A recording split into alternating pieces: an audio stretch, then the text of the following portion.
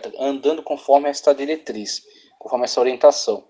Então Confúcio já via isso, já percebia isso, retidão, respeito, ok? Então toda vez no ambiente que há falta de respeito, pode haver questionamento, pode haver crítica construtiva, mas quando há desrespeito, aí é destruição, não vai produzir nada de bom. A pessoa que destrói a outra com desrespeito, ela também será destruída. Por aquela pessoa que está atacando, até por outras, porque se ela desrespeita alguém, ela destrói a reputação dela e a pessoa cai, as outras que viram ela fazer isso também se acharão na liberdade de fazer isso contra ela. Então nenhuma pessoa que cresce através de destruição de reputações, ela vai ter, ela vai prosperar. Ela vai ter um período no qual ela se beneficia dessas atitudes, ela se beneficia dessa ação, mas isso brevemente se volta contra ela, porque as pessoas à volta dela, que perceberam que ela faz isso, se veem também na liberdade de fazer isso com ela. Sinceridade, tá ok? A sinceridade é uma qualidade daquele que preza pela verdade, tá ok? Inclusive eu gosto muito de repetir um mito, né? Um mito que eu ouvi sobre a sinceridade, que falava de um escultor e um imperador, um homem muito rico, encomendou para ele uma estátua, e ele começou o trabalho, né, com o cisel ali, a pedra sabão, esculpindo, né, a estátua ali daquela pessoa, e já próximo a terminar o serviço, né, em cima do prazo, já para entregar a estátua, ele cometeu um erro e lascou uma parte da estátua. E é o que acontece, ele, porque estava em cima do prazo, não podia, né, ter mais prazo para fazer, ele pega e preenche estava de noite, frio, ele preenche com cera, mistura a cera com o pó ali que havia caído daquela estátua e preenche ali aquela falha, né, entrega, tá aí, tá entregue. Só que quando é exposta ao sol aquela estátua, aquela cera derrete e a falha aparece. E aí a pessoa que olha naquela situação, uma outra quer encomendar também um trabalho para ela, só que ela percebeu o que ele fez, que ele escondeu aquele defeito com cera. E aí ele é colocado essa fábula, né, em cima desse nome da palavra, tentando justificar o porquê da palavra sinceridade. Então outra pessoa encomenda para aquele mesmo artista, só que fala, agora a minha é sincera. Ou seja, sinceridade é sincera, sem essa enganação, né, em cima daquilo que é uma falha.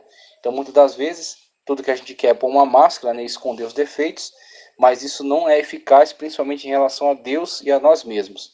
Então a sinceridade é uma qualidade, mesmo que muitas das vezes alguns aspectos da sua personalidade desagradem, ok? Então as diferentes personalidades, né, que constroem aí, e o caráter, né, que é a construção histórica ao longo da vida da pessoa, muitas das vezes aquilo desagrada. E algumas pessoas escondem propositalmente para poder conquistar aquela pessoa da qual ela quer se aproveitar, então quer tirar um benefício daquele relacionamento. Ela esconde, só que depois com a luz do sol, né, com o sol da justiça sobre ela, a cera cai e a verdade aparece. É onde muitas das vezes a pessoa consegue uma verdade periódica que se destruirá mais na frente, quando aparecer a verdade acerca dela. Então a sinceridade é uma qualidade, né? A sinceridade é algo que de fato é muito mais construtivo para a pessoa e para a sociedade. A lealdade, como eu já falei, no sentido de ser leal, só que você tem que entender que a lealdade ela não pode ser justificativa para a complicência, para você você ser cúmplice de certos erros. Então você tem que saber a quem você vai entregar sua lealdade. Então o cristão ele sabe, a sua lealdade é a Cristo. Então naquilo que as leis não contrariam a verdade sagrada, ele é cumpridor das leis. Mas um dia que alguém aprovar uma lei te obrigando a negar a Cristo ou a adorar outros deuses falsos, certamente a sua lealdade, que é devida a Cristo, vai se sobrepor a essas situações, mesmo te causando prejuízo. Então você fala, não, eu não sou leal a essas leis ímpias, eu sou leal a Cristo, mesmo isso me causando prejuízo em relação a estas leis, me causando prejuízo em relação à sociedade. É o que acontece com os traficantes de Bíblia. Então existem traficantes de cocaína, de maconha, de produtos falsificados, que são todos puníveis pela lei. Só que existem países, principalmente comunistas e muçulmanos, que proíbem a entrada de Bíblias. E aí, quando alguém pega, pega Bíblias, esconde, tá certo? E entra para aquele país de uma forma a espalhar aquelas Bíblias, né? De uma forma velada, escondida, ele, pela lei daquele país, ele é qualificado como um traficante. Ele é qualificado como uma pessoa que está fazendo uma contravenção. Mas ele, mesmo sendo qualificado por aquela lei como uma pessoa, um criminoso, diante de Deus, ele não cometeu crime nenhum. Diante de Deus, ele é alguém louvável. Então, Cristo confessa o nome daquela pessoa, mesmo que diante daquelas leis, que são leis ímpias, ele seja qualificado como um traficante. Então, veja, o que é lealdade? Lealdade é um compromisso, comprometimento. Com quem você tem um compromisso maior? Aí você tem um compromisso com um determinado político. Você tem um compromisso com um determinado partido, com um determinado time de futebol. Será que são pessoas que são merecedoras da sua lealdade? Será que você, de fato, tem que prestar lealdade a esse tipo de pessoas? Ou esse tipo de situações ou de grupos? Você tem que entender muito bem a quem você deve sua lealdade, para que você mantenha-se fiel a ela, mesmo que essa fidelidade a ela signifique ou resulte em contradição em relação a esses outros grupos ou pessoas. Tá ok? Então a lealdade tem que ser muito entendida a quem é devida. No caso, devemos lealdade a Cristo, a Deus, a Bíblia Sagrada. Tá ok? E a partir desta base é que somos atuantes dentro da sociedade e somos cumpridores ou não das leis estabelecidas nessa sociedade. A liberdade, agora a liberdade entende, a minha liberdade não pode ferir a liberdade do outro. Então não existe liberdade total, é uma liberdade limitada, né? Parece contraditório, mas na verdade é antinomia isso aí. Tá? Então a liberdade tem limites, porque se a minha liberdade invade, tá certo, o âmbito de vida do outro, eu estou prejudicando a liberdade do outro. Então por isso que mesmo pensar em liberdade, não pode pensar em liberdade total. Então eu tenho liberdade de fazer o que eu quiser. Aí, o que eu quero? Matar pessoas. Só que eu também quero matar pessoas. Então o que vai acontecer? A guerra de todos contra todos. Então não pode haver total liberdade. É sempre liberdades com limitações. A verdade, então, a verdade é uma qualidade extraordinária, né? Cristo, né? É a verdade. Se nós estamos em Cristo, esta qualidade tem que fazer parte da nossa vida, tá ok? Então, mostrar sempre, né? Andar sempre conforme a verdade. Então, quem anda conforme a verdade não precisa se preocupar com investigação, não precisa se preocupar com escrutínio da sua vida, porque ele está pautado conforme a verdade. Diligência, né? Saber ser diligente, responsável, levar a sério as coisas da vida, ser diligente no trabalho, em casa, nos relacionamentos, nas informações, não repassar informações que você não entende ser verdadeiras, que não interessam muitas vezes aquelas pessoas às quais você estaria repassando. Então, ser diligente com informações, por exemplo. E generosidade, porque a generosidade ela vai se praticada, né? Aqui você é generoso e por ser generoso beneficiou os necessitados. E muitas das vezes aqueles que são necessitados hoje, amanhã estão bem e você será o necessitado. Então a sua generosidade alimentou muitas das vezes alguém que será uma semente que crescendo alimentará futuramente você. Então a generosidade, vemos que o Deus da Bíblia valoriza isso, né? A bênção de Deus é recalcada, sacudida e abundante. Recalcada, sacudida e abundante. Por quê? Porque ela transborda a sua vida e atinge as demais. Então, isso é generosidade, ok? Então, essa bênção que abençoa as demais, elas crescem e depois abençoam você também. Então, você precisa fazer isso não visando essa troca, né? Mas sabendo que uma das consequências dela é isso aí. Então, veja, aqui são as virtudes cardeais, conforme apontadas por Confúcio. Independentemente de ter vindo de Confúcio ou de qualquer outra pessoa, nós vemos verdades nela. E se vemos verdades nelas, não temos nenhum problema em afirmar que de fato tem que ser valorizadas e tem que ser, as pessoas têm que pautar a sua vida conforme essas verdades, né? Porque são verdades hoje, foram verdades ontem, hoje serão também amanhã, e de onde quer que tenham vindo são verdades, tá ok? E tudo que o homem faz de bom, tudo que o homem faz de bom, independentemente de onde esse homem esteja, é influência divina, porque o homem jaz no maligno, porque o mundo jaz no maligno, tá ok? E como Paulo diz, todos pecaram e destituídos estão da glória de Deus. Sendo assim, a natureza humana caída não produz coisas boas. A única coisa, única influência sobre o homem que pode fazer com que ele produza algo bom, não é em decorrência da sua natureza caída, mas sim da misericórdia e da presença de Deus. Então a graça comum que está distribuída a todos os homens faz com que mesmo esses homens caídos em pecado, em algum momento tenham a possibilidade de produzir algo bom, por causa da graça de Deus, não por causa de si mesmos. Então algo que é bom, mesmo tendo vindo de outros lugares, continua sendo bom, porque não foi o pecado que produziu, mas sim uma influência da graça comum vinda da parte de Deus e que está sobre todas as pessoas. Veja só.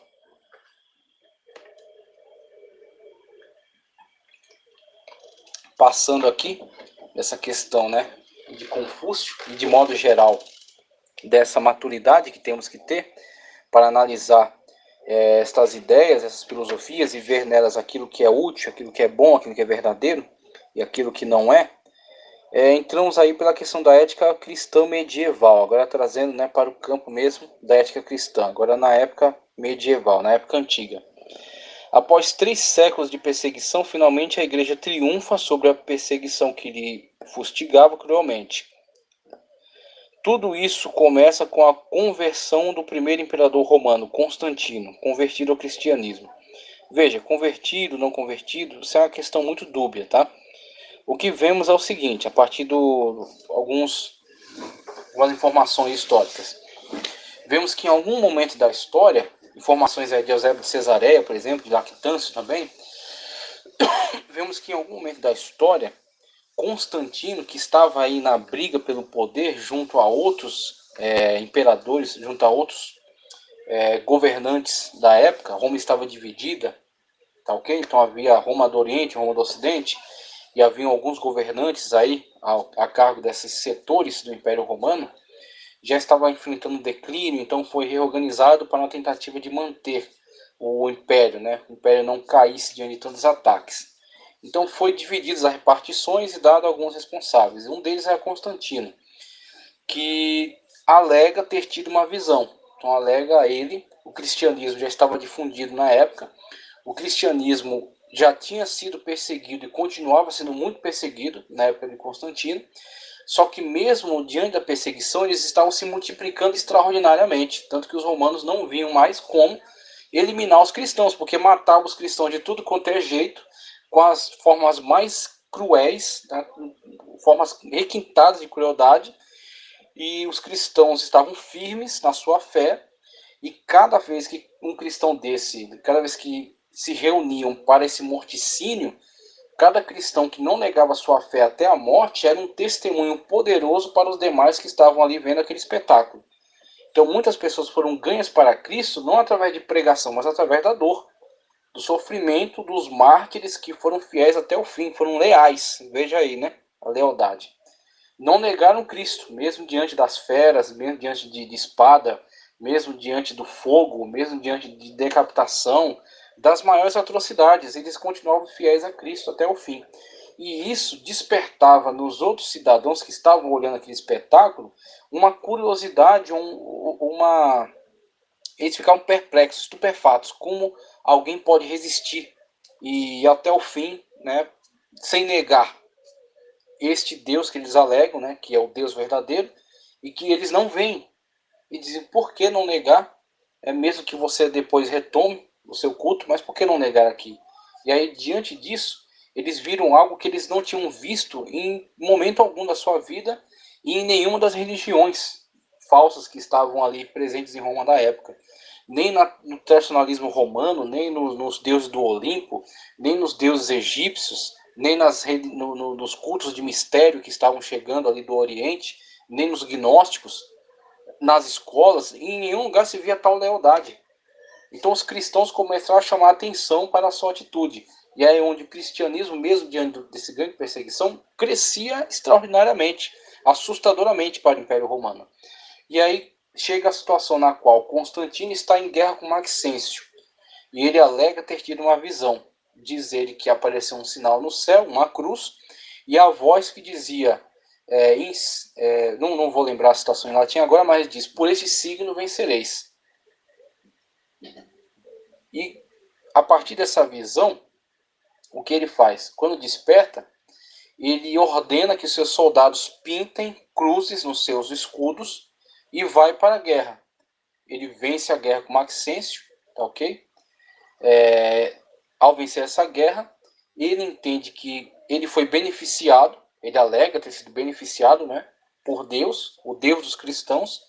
Então ele emite decretos agora proibindo a perseguição ao cristianismo, autorizando o cristianismo como uma religião. Entenda, não necessariamente ele se torna um cristão, não necessariamente se converte, ele vai muito tempo ainda, ele vai se batizar lá no final da vida, quando ele já está prestes a morrer, ele se batiza entendendo que vai tirar um benefício disso. Ele está interagindo entre o mundo pagão e o mundo cristão, só que agora ele passa a beneficiar o cristianismo, como? Proibindo a perseguição e devolvendo os bens às igrejas e permitindo que as igrejas tivessem bens. Então a igreja agora vai crescer como uma instituição, não mais como uma fé confessional, né? Então os cristãos eram pessoas que não estavam, vamos dizer assim, apoiadas, né, num poder estatal. Eles tinham que, aceitando a fé, ir até as últimas consequências para manter a sua fidelidade a Cristo. Só que agora a situação mudou, o status mudou. Então o imperador favorece agora o cristianismo. Ele proíbe a perseguição, ele autoriza que os cristãos tenham bens, né? Que a igreja agora tenha terra, a igreja construa templos, a igreja tenha sacerdócio. E a igreja, depois de um tempo, começa a ter grande representatividade junto ao imperador. O imperador começa agora a favorecer muitos líderes cristãos, que começam a ter poder político também. Então, com isso, a igreja vai se institucionalizar.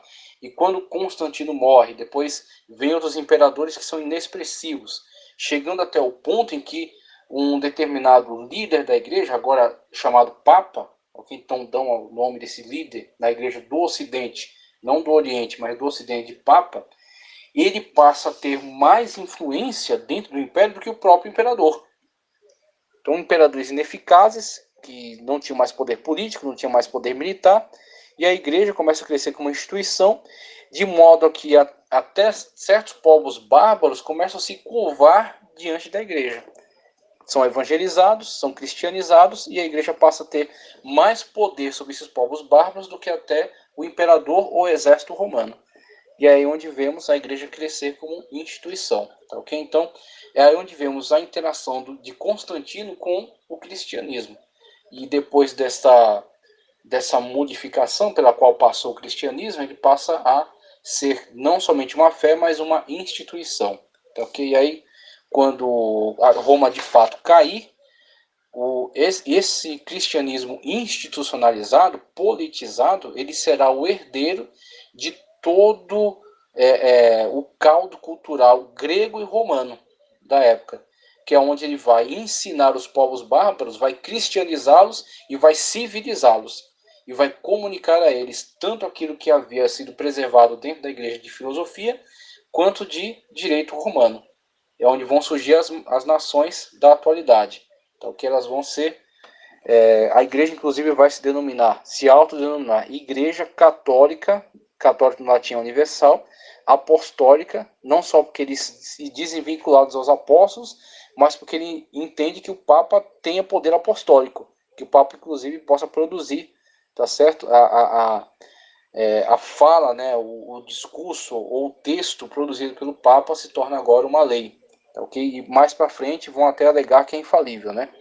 Igreja Católica Apostólica Romana. Por quê? Porque ela é herdeira de todos esses bens culturais que ficaram do Império caído, do Grande Império Romano. Então ficam sendo preservados pela igreja, e a igreja passa a ser a difusora dessa cultura entre os povos bárbaros que foram responsáveis pela queda do Império Romano, serão cristianizados e civilizados. E aí surgirá a civilização ocidental a partir daí. Mas somente para termos uma ideia aqui, tá, dessa interação entre Constantino e o cristianismo, tá? É nesse sentido. No mundo romano, especialmente na Europa, durante a Idade Média, predomina a ética cristã, impregnada de valores religiosos e baseadas no amor ao próximo, que incorpora as noções gregas de que a felicidade é um objetivo do homem e a prática do bem. Aí tem a virtude, por exemplo, né? um meio de atingi-la. Para os filósofos cristãos, a natureza humana tem destino pré-determinado e Deus é o princípio da felicidade e da virtude. Muito bem. Os critérios de bem e mal estão vinculados à fé e à esperança de vida após a morte. Aí tem essa questão da vida no além como uma fonte, né? Uma fonte de esperança, uma fonte de ligação entre o indivíduo e a igreja. Então a igreja entendia que ele se colocou, principalmente quando ele está institucionalizado, ele está com muito empoderamento político, ela se coloca de fato como a detentora da salvação.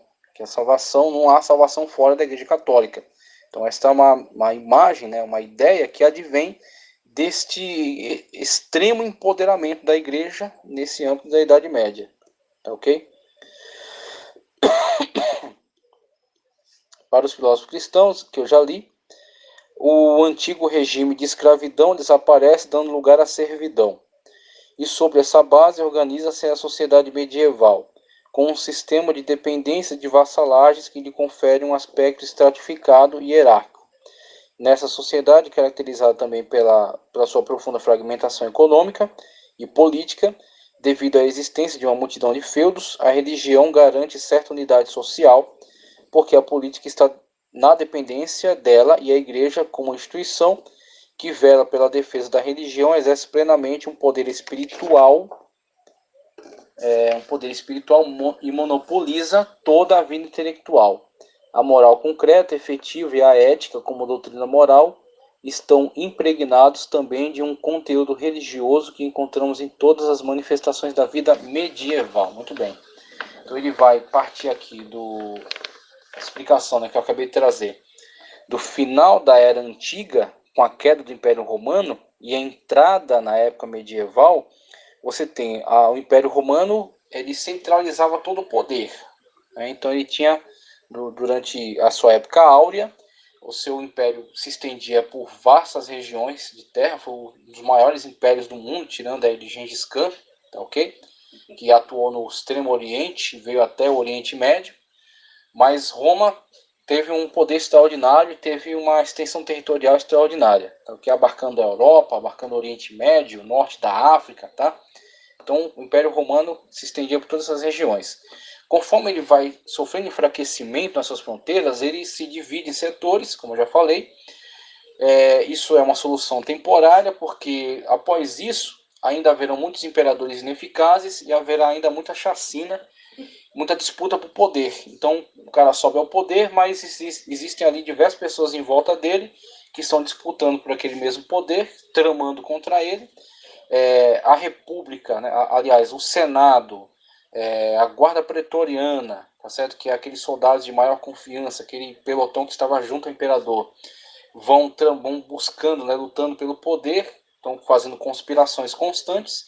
E cada conspiração dessa que derruba o imperador e faz uma chacina na sua família, colocando outra pessoa no lugar, é desestabilização para o império. Então, tropas que ficam desorganizadas, que não têm o seu sustento, carestia de alimentação nas cidades, enfraquecimento das fronteiras, os bárbaros percebem esse enfraquecimento, invadem o Império Romano e com isso o Império Romano cai.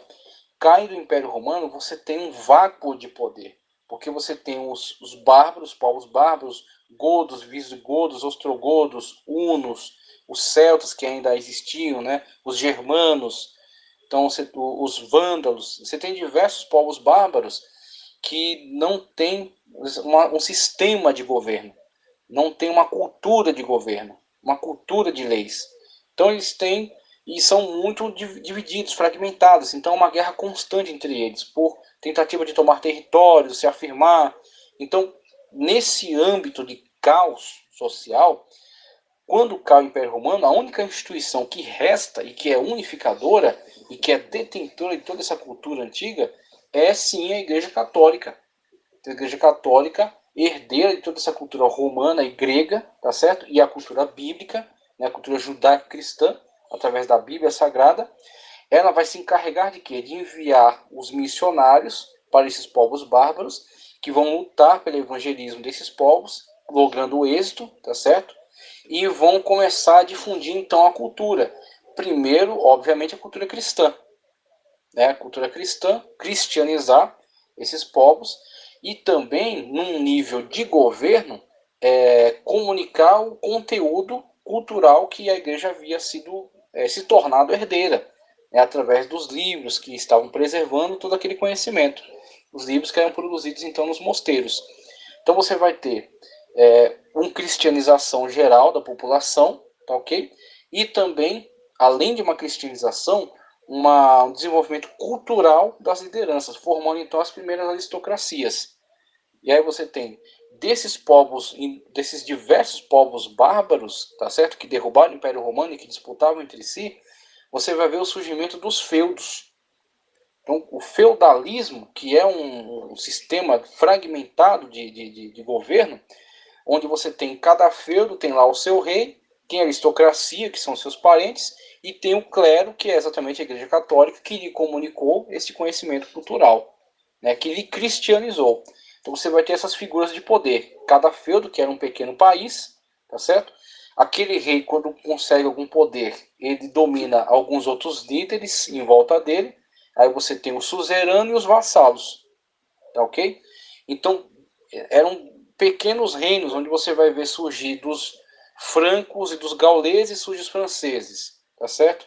Dos germanos surge a Alemanha da atualidade, dos saxões e anglos surgem os britânicos, os celtas têm os irlandeses, tá ok? Os hunos, os visigodos têm os espanhóis, portugueses e por aí vai. Então são todos feudos. Na verdade, dentro de cada país da atualidade, cada estado nacional da atualidade, você tem vários feudos guerreando ali, disputando poder e influência, né? Então, dentro desse feudo, você tem a figura do rei, da aristocracia, que são os parentes, e do clero, são as figuras de autoridade da época medieval. E aí você vai ter esta ética e esta moral medieval que é construída dentro desse contexto, tá ok? Onde você vai ter, por exemplo, a figura do servo. O cristianismo ele trouxe certamente grandes transformações morais. Inclusive, eu já citei que no Código Romano, por exemplo, o escravo, o servo, ele era tido, num primeiro momento, antes da influência cristã, ele era tido como um mero objeto, estando disponível para o seu senhor para quaisquer coisas que ele quisesse. Então o senhor podia fazer com o servo absolutamente o que ele quisesse. Se ele estivesse entediado e quisesse matar o seu servo, ele podia matá-lo, ok? Porque o servo é um objeto. Então, essas são concepções que estavam presentes no direito romano. O pater familias tinha poder de vida e morte também sobre os membros da sua família, tá ok? Sobre os filhos, né, no caso, né? Então, ele decidia se o filho vivia ou morria. Não era sem qualquer tipo de constrangimento. Se ele entendesse que o filho era inútil, ele podia abandoná-lo na floresta, ou ele podia matá-lo. Então, eram aspectos do direito romano. Então, o cristianismo vai trazer uma grande transformação social. Sobre a questão da escravidão, ele não vai promover revolução, ok? Então, existe sim o respeito às autoridades, só que ele vai mudar a coisa por dentro. Quando Paulo, por exemplo, na tratativa de Paulo, no caso de Onésimo e de Filemon, né, o bilhete, né, a carta a Filemon, a epístola a Filemon, uma frase que ele falou para mim foi extraordinária. Primeiro que ele assume, né, a responsabilidade de Onésimo. Ele diz, né, se ele fez alguma coisa contra ti, põe na minha conta. É que Filemon tinha respeito por Paulo. E outra coisa, ele diz, olha, recebe-o, recebe como se fosse eu, tá? E ele diz, tratando agora não como escravo, mas como irmão em Cristo. E em relação ao Onésimo, o mesmo aconselhamento, trate-o não somente como um senhor da terra, mas também como um irmão em Cristo. Então, ele continua servo e o outro continua senhor. Ele continua escravo e continua senhor. Só que o relacionamento entre eles não pode ser o mesmo do relacionamento que havia no passado, no qual o senhor fazia o que quisesse, abusava daquele servo se quisesse. Não, isso é impensável para uma nova vida, para um novo ser, para uma nova criatura. Mesmo que esse sistema escravagista ainda exista, mas o escravagista, o senhor de escravos, não é mais a mesma pessoa. Ele foi interiormente alterado, mudado, sua estrutura foi mudada. Ele agora é um cristão e não pode se comportar mais como ele se comportava anteriormente. Então isso vai ruir a escravidão, tá ok? Claro que, infelizmente, houve aquilo que eu te narrei agora, a queda do Império Romano, o estabelecimento desses feudos, né? A cristianização desses povos e a institucionalização da igreja. Então, com essa institucionalização, a igreja passou a ter muito poder político, principalmente no feudalismo, com essa situação política e social da época. E esses representantes da igreja, eles mesmo sendo cristãos nominais, eles não necessariamente valorizavam todo o conteúdo ético e moral da Bíblia Sagrada, porque eles agora tinham poder, eles tinham influência, né? Eles estavam presentes no governo, no domínio. Você tinha o rei, você tinha a aristocracia e você tinha o clero. E o clero tinha um grande poder na época. Inclusive tinham terras que pertenciam ao bispo. Eram bispados. Tá, okay? Então o bispo ali, ele tinha o mesmo poder de um pequeno reino. Então, diante dessa situação, muito dessa verdade cristã ficou guardada somente na Bíblia. Por isso que vai vir a reforma. Não é que a reforma vai escrever uma Bíblia nova. Ela só vai dizer sola escritura. Ou seja, fora daqui com essas teologias, com esses tradicionalismos construídos aí por esses líderes cristãos que não pregavam mais e nem viviam mais Bíblia, mas sim estavam totalmente voltados pelos seus próprios interesses e vantagens, e vamos colocar a Bíblia Sagrada no centro de tudo isso aqui, de toda a vida, regendo toda a vida. E a partir dessa atitude é que virá a reforma e virá a modificação da sociedade com a eliminação da escravidão. Agora, a partir da centralização da Bíblia Sagrada como verdade. Ok? Então, temos aí a influência benéfica do cristianismo, mas temos um contratempo com esta época medieval, na qual a igreja ganha muito poder, se institucionaliza, se politiza extraordinariamente, né? E passa a não trabalhar mais pela afirmação da verdade de Cristo e da Bíblia Sagrada, mas em prol de si mesma. Tá, ok? Nessa época medieval, nesse contexto medieval. E aí é isso onde você vai ver a ruptura, né, com a reforma e o retorno à base da Bíblia Sagrada, tá ok? Ética religiosa. Daqui a pouco a gente já encerra a aula, tá? Já passamos aí de 1 hora. Somente mais algumas informações. A ética cristã, como a filosofia cristã em geral, parte de um conjunto de verdades reveladas a respeito de Deus, das relações do homem com o seu Criador e do modo de vida prático que o homem deve seguir para obter a salvação no outro mundo, né? A salvação diante de Deus.